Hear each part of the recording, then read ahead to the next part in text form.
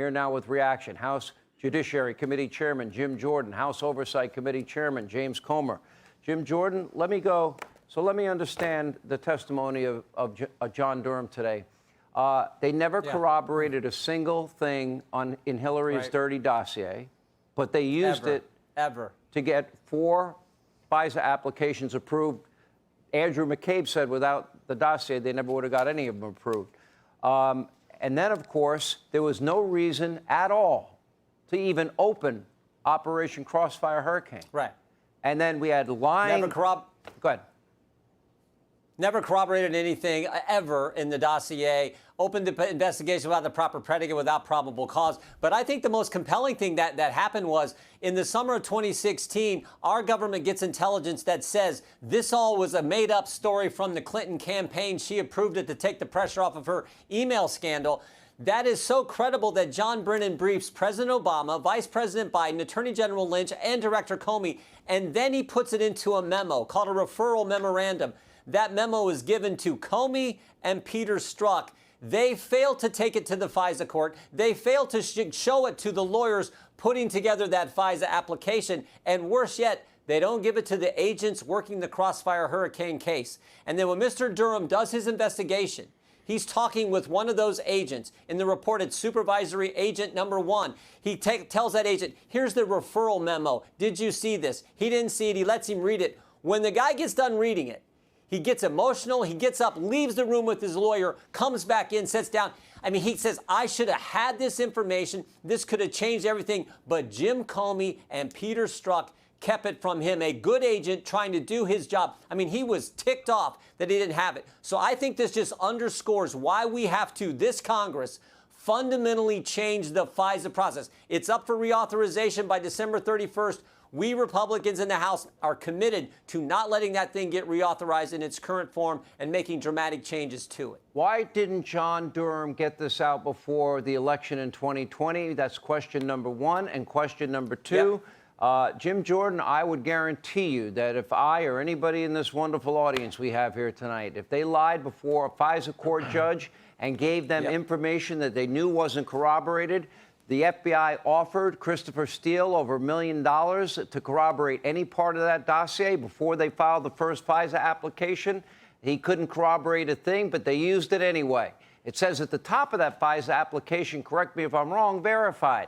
That means they purposefully, willfully lied to FISA court judges not once but 4 times.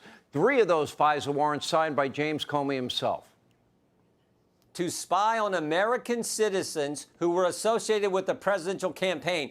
That's what they did. That's why it's so egregious. I think John Durham did a good job. I think he did as good a job as he could have done. He tried to interview certain people. Why he tried to go to the them? Source of this whole... Why didn't he get Comey and Strzok in there and Page in there?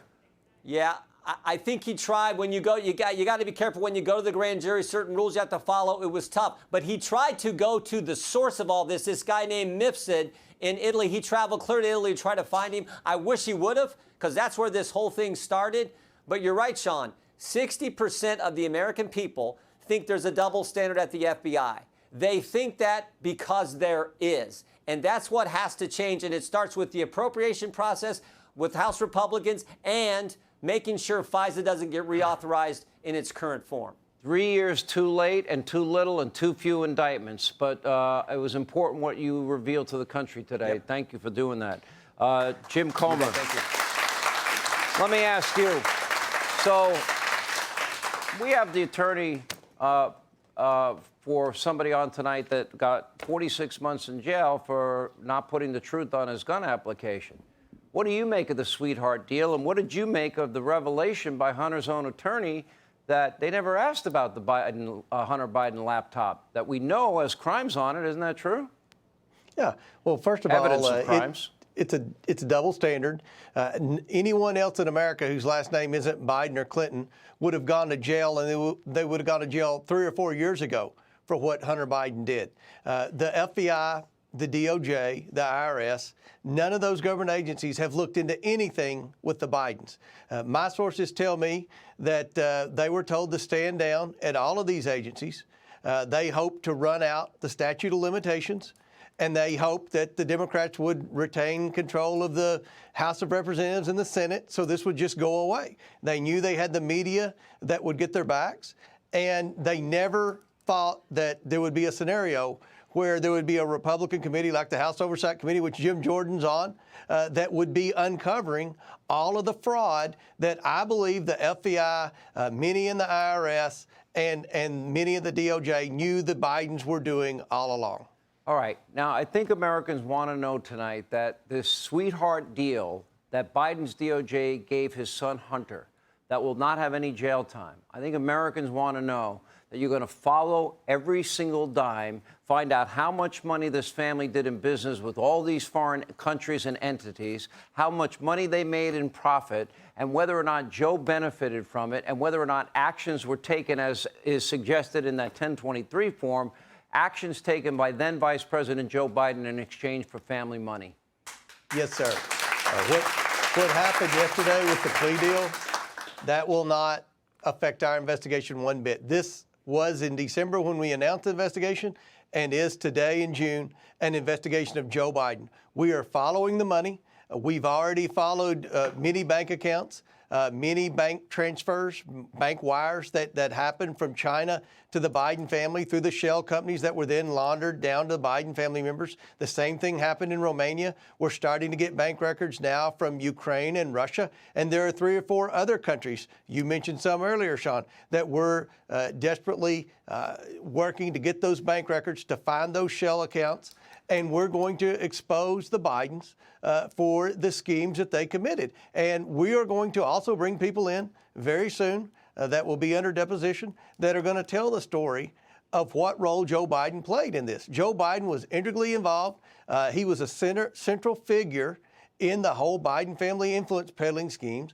And unfortunately for Joe Biden, the Republican majority in the House will continue to expose the truth and present the facts to the American people and to the media, even though most media outlets aren't reporting it. We're going to continue to expose the truth, and I think that there will be a time very soon when this family will finally be held accountable. And you believe you already have identified 9 Biden family members that have gotten paid. You have identified numerous shell corporations that didn't have any real business purpose except to funnel money. Do you believe that 1023 form is correct, that Joe Biden took actions in exchange for money, for millions of dollars for him and Hunter? And where is that money? Where did that money go? I do believe that it's very likely that happened, because what we saw in Romania was consistent with what the oligarch from Ukraine alleged. We saw soon after Joe Biden left Romania with foreign aid, then the family, less than 2 weeks later, started getting wires from Romanian foreign nationals. And it wasn't just one payment of $1 million. It was several payments that were wired through shell companies. Remember, in the 1023 form that the FBI claimed didn't even exist 3 weeks ago, it said that the oligarch was joking and was proud of the fact that no one would ever find this money because of the way that they laundered the money through various banks. We found the infrastructure where the Bidens were laundering money through shell companies, and I believe that it's consistent with what the oligarch alleged in the FBI form. I'll say this, both you and Jim Jordan, if it's not for you, we'll never get the truth about the Bidens, because you're not going to get it from Chris Wray, you're not going to get it from his FBI, you're not going to get it from this weaponized DOJ, and frankly, Garland and Wray need to go, and we're going to be counting on you to get to the truth, both of you. Thank you.